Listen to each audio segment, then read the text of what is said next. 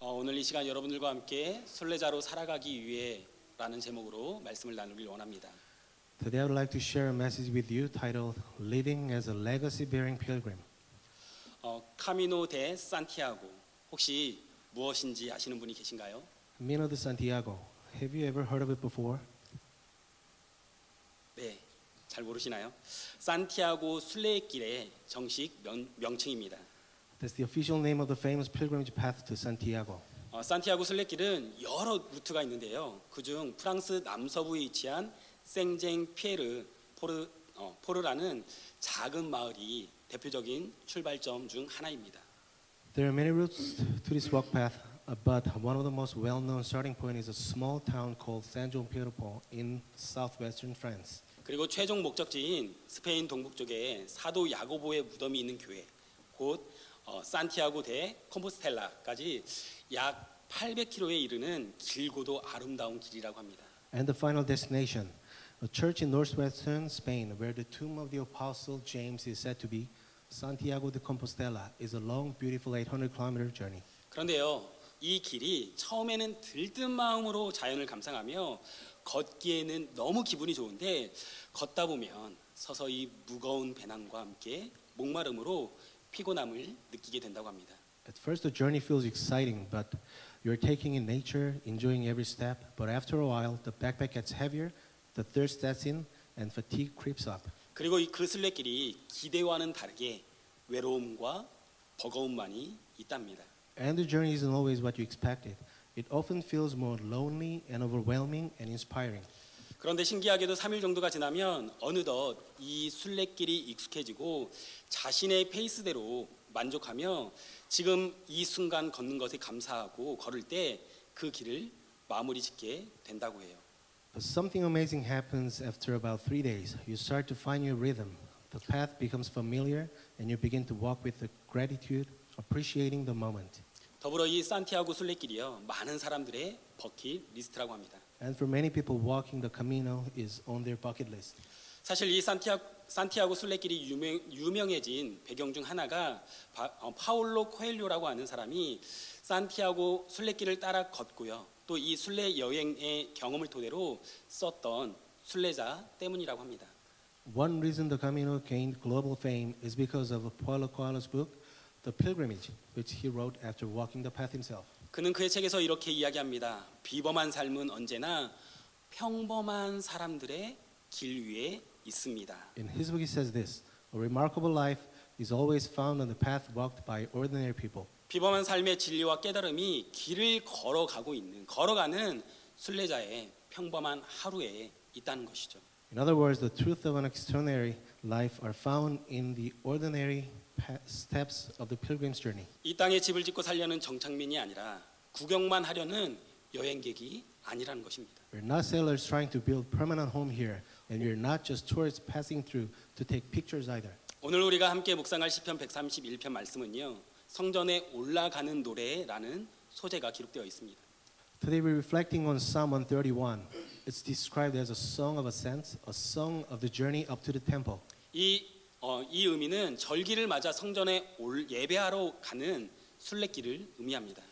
That means it was sung by pilgrims going up to the temple in Jerusalem for worship during the festivals. 그래서 오늘 본문은 성전을 향해 올라가며 부른 순례자의 노래인 것입니다. So today's passage is a pilgrim song sung while walking toward the temple. 단순히 성전에 올라가는 것이 아니라 하나님을 향한 마음의 여정을 담고 있는 시인 것이죠. It's not just a physical journey to the temple, it's a soul journey toward God. 저는 오늘 이 시간 우리도 순례자의 마음으로 말씀 앞에 서기를 소망합니다. Today my hope is that we would come before God's word with the heart of a pilgrim. 더 나아가 우리의 삶을 단지 여행이 아니라 하나님을 향한 순례로 바라볼 수 있는 시간이 되시기를 주님의 이름으로 축복합니다. And I bless you in Jesus' name that this moment would help us see our lives not just as a journey, but as a sacred pilgrimage toward God. 그렇다면 성전을 향해 나아가는 시편 기자의 고백을 통해서 우리에게 주시는 어떤 은혜와 도전이 있습니까? So what grace and challenge do we receive through the psalmist's confession as we walk through the temple? 우리가 이 세상을 순례자로 살아가기 위해 무엇을 깨달아야 할까요? What should we learn to live as pilgrims in this world? 첫 번째, 나를 드러내는 것이 아니라 하나님만을 드러낼 수 있는 삶을 살아야 한다라고 말씀합니다. First, we must live a life that reveals not ourselves, but only God. 본문 1절 말씀입니다. 함께 읽어볼까요? 시작. 주님, Lord, my 이제 heart is 내가 not proud. 교만한 마음을 버렸습니다. My 오만한 eyes 길에서 are not haughty. 돌아섰습니다. 너무 I don't 큰 것을 concern 가지려고 myself with great 나서지 않으며 matters or 분에 aspire 넘치는 to 놀라운 일을 wonderful fruit. 이루려고도 하지 않았습니다. 원어를 충실하게 번역한 ESV 영어 성경은 이렇게 번역합니다. The ESV version, which closely follows the original language, says, "O Lord, my heart is not lifted up, my eyes are not raised too high." 하나님의 집인 성전을 향해 걸어가는 그 순례길에서 내 마음이 높아지지 않고 내 눈은 너무 높아지지 않는답니다. On this pilgrim journey toward God's house, my heart stays humble and my eyes don't look down on others. 다시 말해 이런 표현이죠. 내가 하나님을 향해 순례길을 걸으며 내 마음은 교만해지지 않고 내 눈은요 남을 향해 오만해지지 않는다는 것입니다. In other words, as I walk toward God, I don't let pride fill my heart and I don't become arrogant toward others. 인생을 순례로 생각하는 이들은 교만과 오만의 자리를 버리고 어떻게 돌아설 수 있을까요? Can a pilgrim stay in pride and arrogance? 말 그대로 그 자리에 서 있지 않기 때문입니다. 머물러 있지 않기 때문이에요. No, because a pilgrim is always moving forward. They don't stand still in pride. 그래서 인생을 순례자로 받아들이는 사람들은요 이런 고백까지 합니다. 1절 말씀입니다. 너무 큰 것을 가지려고 나서지 않으며 분에 넘치는 놀라운 일을 이루려고도 하지 않습니다. That's why someone who sees life as a pilgrimage says this, I don't chase after things too great or marvelous for me. 나 자신을 드러내는 일에 나서지도 이루려 하지도 않는다는 것이죠. I'm not trying to build a platform for myself or make a name for myself. 가야 할 길이 있기에 이 땅에 나 자신을 남기는 것에 힘쓰지 않습니다. I've got a path to walk, so I'm not focused on leaving a legacy about me. 교만함, 오만함을 남기기보다 내가 신앙하는 하나님을 이 순례의 여정 가운데 남기기 원한다는 것입니다. Instead of leaving behind pride and arrogance, I only want God, the one I believe in, to be remembered from this journey. 오해하지 마십시오. 지금 시편 기자는 아름다운 꿈과 아름다운 목표를 가지고 최선을 다해서 살지 말라는 이야기를 하는 것이 아닙니다. Well, don't get me wrong. The psalmist isn't saying we shouldn't dream or aim high. 그저 자신에게 허락된 삶에 최선을 다하지만 그 큰 것과 놀라운 일을 이루기 위해 하나님의 백성이라는 그 정체성을 잃어버리지 않겠다는 것입니다. He's saying, I'll do my best in the life God gave me, but I won't lose my identity as God's child in the process. 왜요?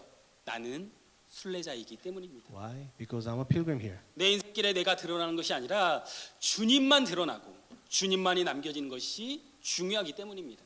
What matters on my life journey isn't that I'm seen, but that the Lord is seen and remembered. 사랑하는 성도님들, 다윗의 일생을 기록한 사무엘 상하를 보면은요, 다윗은 이런 순례자의 길을 걸으려 노력했다는 것을 발견하게 됩니다. Dear brothers and sisters, when we look at 1st and 2nd Samuel, the story of David's life, we see that David truly tried to walk the path of pilgrim. 자신을 죽이려 혈안이 되어 있던 사울을요, 죽일 수 있는 두 번의 기회가 있음에도 그는 사울을 죽이지 않습니다. Even when David had two chances to kill Saul, the man who was obsessed with hunting him down, he didn't do it. 스스로 왕이 될 수 있는 기회가 있음에도 그는요, 하나님을 남기려 했습니다.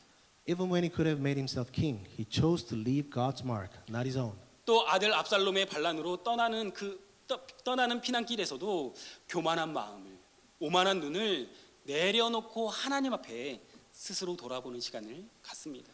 Even while fleeing from his own son Absalom, David laid down his pride and took time examining himself before God. 제가 목회를 하면서 더욱이 담임 목회를 하면서 경험하게 되는 유혹이 있습니다. I've walked this journey of ministry, especially as a lead pastor. There's a certain kind of temptation I've come to recognize. 그 이전엔 그렇지 않았던 것 같은데요. 때로는 목사님들과의 만남의 자리에서 명예와 대우의 유혹을 받게 되는 것 같습니다. 저만 그렇습니까? It didn't used to be this way, but sometimes, even in meetings with other pastors, I feel pull of honor and recognition. Is it just me? 일터에서도 관계에서도 심지어 가정과 교회에서도 인정을 받고 대우받고 싶은 유혹을 받지 않으십니까? Don't you feel that in our workplaces, in our relationships, even at home, we crave recognition and appreciation? 너무 부끄럽지만 어떤 목사는요 자신을 남기기 위해 목회를 하는 이들이 있습니다. It's so shameful, but there are pastors out there who do ministry just to make a name for themselves. 예수가 보여지고 예수가 드러나고 예수가 전해지는 것이 목회인데 건물을 자랑하고요. 예배 참석의 숫자와 예산을 이야기하며 자신을 드러내려고 합니다. Ministry is supposed to be about showing Jesus, making Jesus known, and preaching Jesus. But instead, some post about buildings, attendance, and budget to showcase themselves. 그래서 교회가 작고 예배자의 숫자가 적으면 초라하다라고 생각합니다. 심지어 실패한 목회자다라고 말하기까지 합니다. So when a church is small or attendance is low, people think it's a failure. Some even call those pastors failures. 유진 피터슨의 메시지 성경은 오늘 본문을 이렇게 요약합니다. Eugene Peterson's The Message Bible paraphrases today's scripture like this. 하나님, 나는 대장이 되려고 애쓰지 않습니다. 으뜸이 되고 싶지도 않습니다. 남의 일에 참견하지도 않았고 거창하고 허황된 꿈을 꾸지도 않았습니다. God, I'm not trying to rule the roost, and I don't want to be the king of the mountain. I haven't meddled where I have no business or fantasized grandiose plans. 사랑하는 성도님들, 교만한 마음과 오만한 눈을 멀리할 수 있는 저와 성도님들이 되시기를 축복합니다. Dear church, I pray that you and I would keep our hearts humble and our eyes free from arrogance. 가정과 일터, 교회에서 대장이 되려고 으뜸이 되려고 나를 드러내려고 애쓰지 마십시오. At home, at work, even in church, don't strive to be the boss, the best, or the center of attention. 우리가 있는 모든 자리가 오직 하나님만을 드러내고 오직 하나님만이 남겨질 수 있기를 소망합니다. Let's hope and pray that wherever we go, God alone is seen and God alone remains. 그래서 우리가 머물렀던 자리를 떠났을 때요, 오직 예수 그리스도의 향기만이 맡아지기를 주님의 이름으로 축복합니다. So that when we leave any place, the fragrance of Jesus Christ is all that lingers. May that be our legacy. 적용 질문 드리겠습니다. 나를 인정해주지 않고 알아주지 않아 속상했던 적은 언제입니까? 다른 사람을 언제 쉽게 판단합니까? Here's a question for you to reflect on. When did it hurt you most not to be recognized? And when do you find yourself judging others too quickly? 두 번째, 성전을 향해 나아가는 시편 기자의 고백을 통해 우리에게 어떤 은혜와 도전을 주고 있습니까? Second point. What kind of grace and challenge do we receive through the psalmist's confession as we walk toward the temple? 우리가 이 세상을 순례자로 살아가기 위해 무엇을 깨달아야 할까요?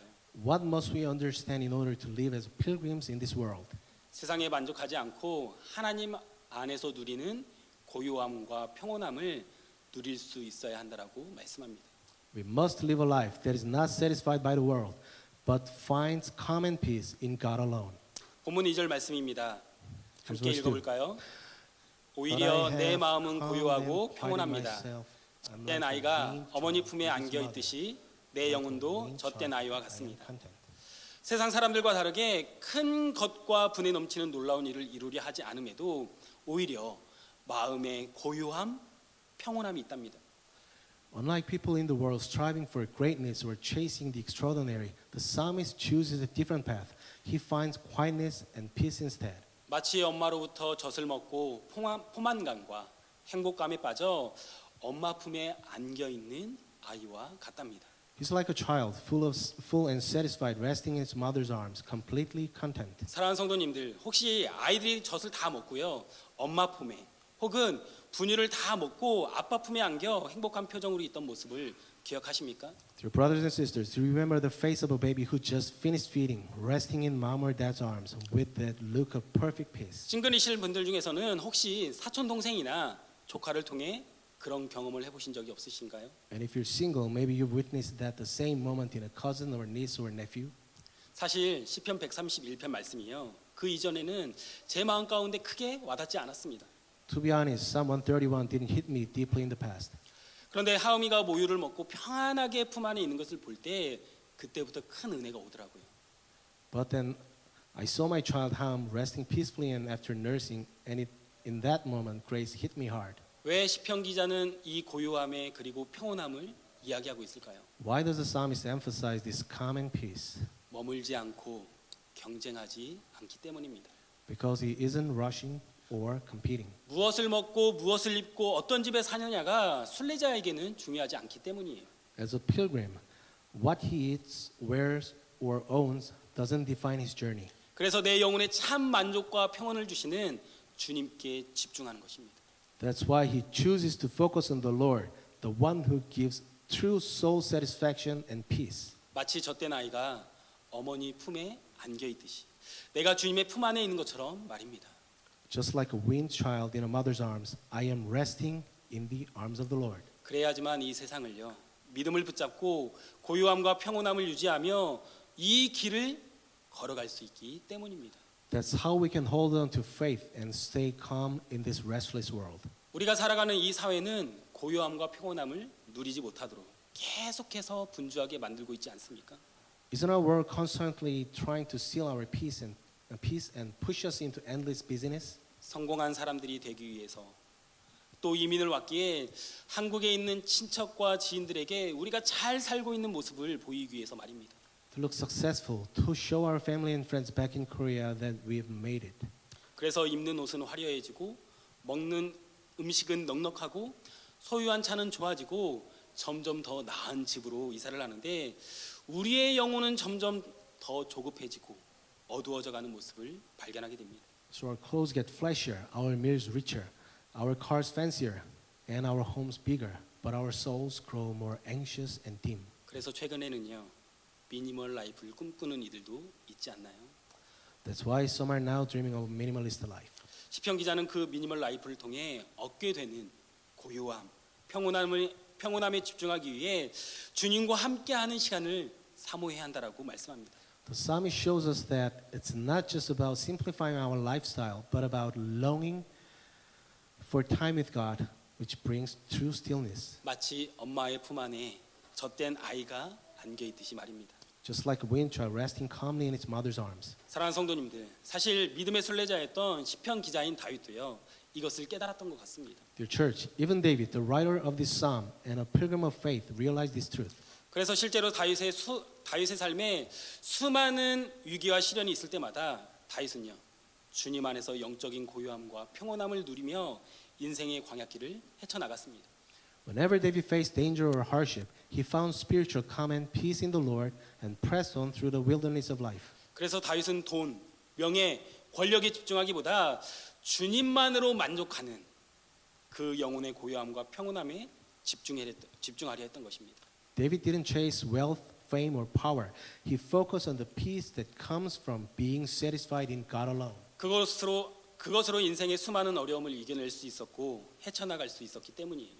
Because of that, he was able to overcome countless challenges and get through the hardest seasons of life. 자신을 끊임없이 죽이려 했던 사울 왕을 피해 유다 광야에서 도망다니던 다윗은 이렇게 고백합니다.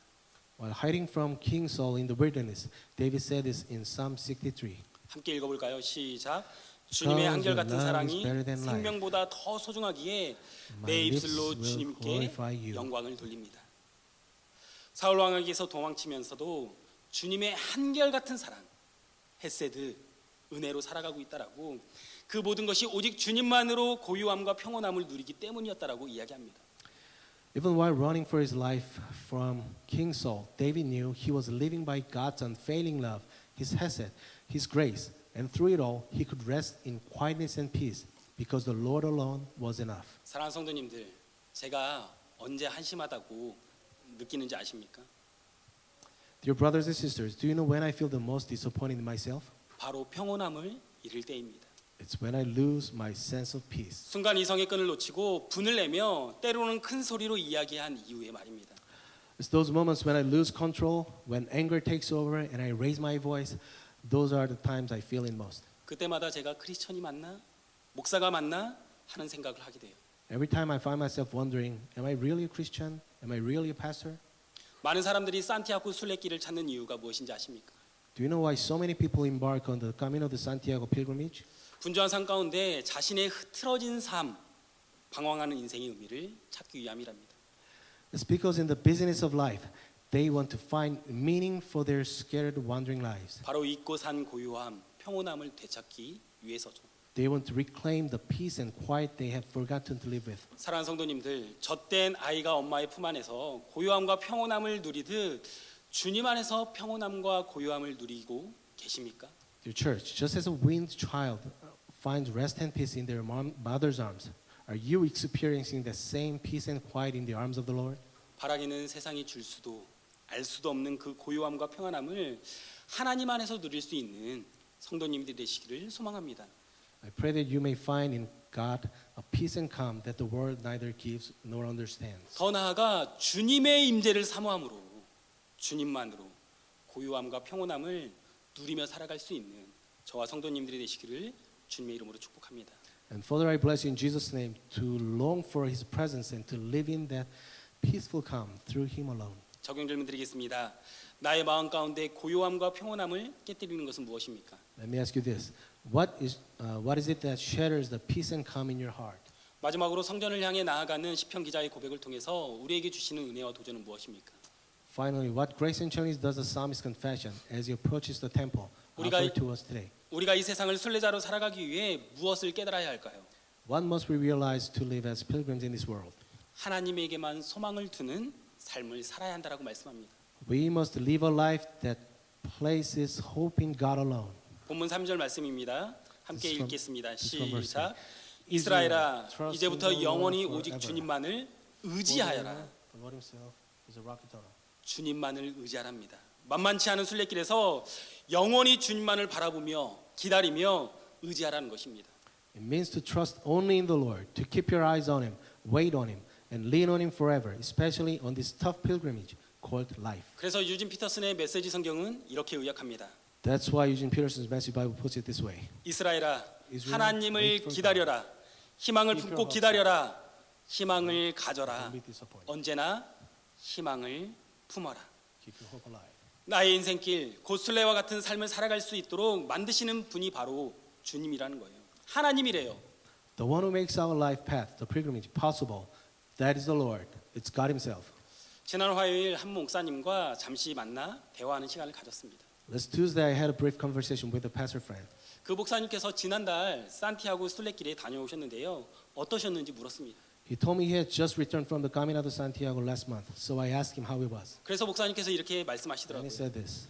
처음에 걷다 보면 발도 아프고 무릎도 아프기 시작한답니다. 심지어 물집까지도 잡히고요. At first, when you start walking, your feet hurt, your knees ache, and sometimes you even get blisters. 그런데 그 길을 걷는 어느 순간 주님께 소망을 두고 함께 걷기 시작하는 나 자신을 발견했습니다. But at some point on the journey, you find yourself placing hope in the Lord and walking together with Him. 너무 힘드니까 하나님만 찾고 붙잡게 되더라고요. Because it was so hard, you cling only to God. 그러면서 또 걷고 인내하고 또 걷고 쉬다가 또 걷고 그러면서 주님을 붙잡고 소망하며 그 순례길을 걸었답니다. So you walk some more, endure, walk again, rest, and keep holding on to God, hoping until you finish the pilgrimage. 일정의 문제로 800km를 다 걸을 수 없었지만 다만 인증서를 받을 수 있는 최소의 거리 100km를 걸으면서 이런 마음이 들었다고 해요. He couldn't complete all 800 kilometers due to scheduling, but he walked the required 100 kilometers to get a certificate, and this is what he felt. 이 순례길을 나 혼자 걷는 것이 아니라 주님과 대화하고 주님을 소망하며 주님과 함께 내가 걸었구나. Oh, I wasn't walking this pilgrimage alone. I was talking with the Lord, hoping in the Lord, walking with the Lord. 사랑하는 성도님들, 우리의 인생도 똑같지 않을까요? Your church, isn't our life the same? 우리의 인생의 목적지가 어디입니까? 저 하늘 고향, 하나님 나라, 바로 천국 아닐까요? Where is our life's destination? Isn't it our heavenly home, God's kingdom, heaven? 바라기는 이 땅에서의 삶을 여행자로 정착민으로만 살아가는 것이 아니라 하나님 나라를 향해 걸어가는 순례자의 여정이 될 수 있기를, 순례자가 될 수 있기를 소망합니다. I pray that our lives on earth are not settled lives, but pilgrimages, journeys, walking toward God. 그래서 하늘 고향을 향한 우리의 인생 여정 가운데 순례의 길 가운데 하나님만을 붙잡고 소망함으로 끝까지 걸어갈 수 있는 저와 성도님들 되시기를 주님의 이름으로 축복합니다. So on this journey toward our heavenly home, I pray in Jesus' name that you and I will walk as pilgrims, holding on to God alone and pressing on with hope to the very end. 마지막으로 적용 질문 드리겠습니다. 내가 바라고 소망하는 것은 무엇입니까? Finally, I ask you, what is it that I truly hope for and long for deep within my heart? 내가 힘들고 어려울 때 붙잡는 것은 무엇입니까? When life gets hard, what do I hold on to? 이 시간 주신 말씀을 기억하며 기도하며 나아가겠습니다. Let us remember God's word today and move forward together in prayer.